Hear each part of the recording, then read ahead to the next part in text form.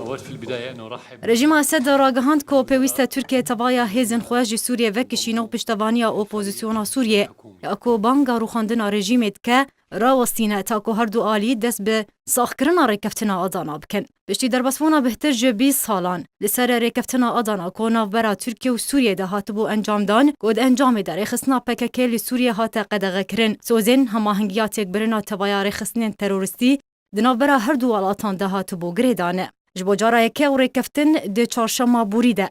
لسر زار ولادیمیر پوتین سروک روسیه ده کنگره که روزنامه‌وانی ده هات بحث کرن سرباری کو پوتین دستوردانا ترکیه ده سوریه ده لگوری و ریکفتنه یا سایی دیده. دوی درباره در رژیم سوریه ده خویانی یک بلاف کرد. ده بانگ ل ترکیه کر کو هیزن خو ج سوریه وکشینو و پشتوانی اپوزیسیون سوریه یا کو بانگا رو خواندنا اسد دکه راوستینه دوی دمیده او آمادنه ریکفتنا آدانا ساغ بکن.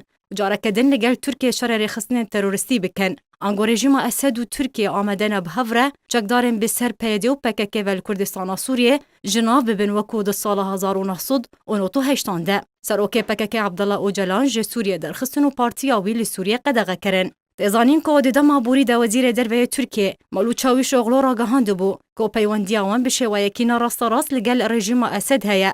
سرباری کو او بردوامن ده هولن راگهاندنا ده ورا آرام لسوریه و تی پیش بینی کرن که ریکفتنا آدانا ببه بدیل جده ورا آرام لسوریه اگر ترکیه و رژیم اسد گهشتن ریکفتنه که درباری پیده و چک دارن سر به پککه و لسوریه